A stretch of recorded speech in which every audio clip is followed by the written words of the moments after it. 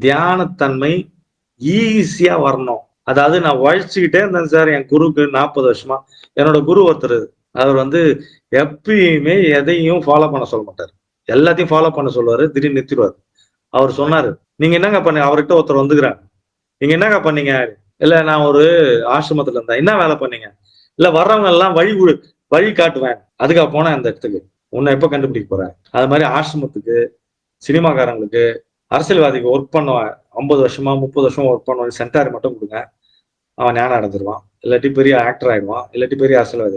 Self determination உறுதித்தன்மை. நான் தான் இது நான் தான் அப்படின்னு சொல்ல செல்ஃப் அசர்ட்டிவ்னஸ். ஆக்டிவா இருக்குது எப்பயுமே. எனர்ஜி எப்பயுமே இருக்கிறது. சூப்பரா. Service to humanity. Service to self. நான் என்ன பார்த்துட்டு அப்புறம் வரேன். எப்பயுமே எல்லாருக்கும் அன்பாக இருத்தல். ஐ அம் வாட் ஐ அம். நான் இருக்கிறது. Not to become a master. நான் நானா இருக்கிறது. நான் போய் மாஸ்டர் ஆகணும்லாம் விருப்பம் இல்ல. நான் நானா இருக்கிறது தான். Serving among equals. எல்லாருக்கும் எல்லாமே செய்வது. எங்க நிறுத்தணும், யாருக்கு செய்யணும்னு செய்யறது.